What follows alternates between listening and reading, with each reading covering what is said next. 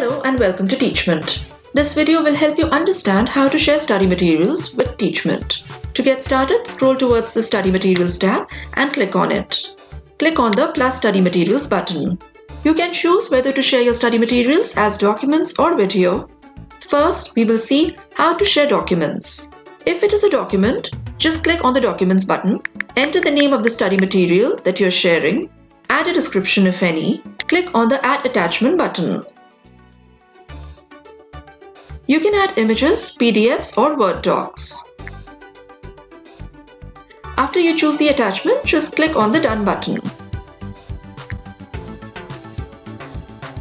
Once the document is uploaded, you will be able to see it under the Images tab if you shared an image. Similarly, PDF will be available under the PDF tabs and others will be available similarly.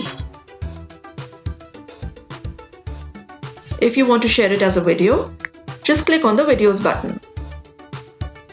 Enter the name,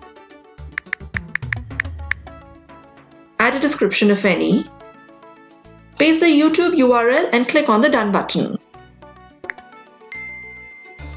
The videos will appear under the Videos tab.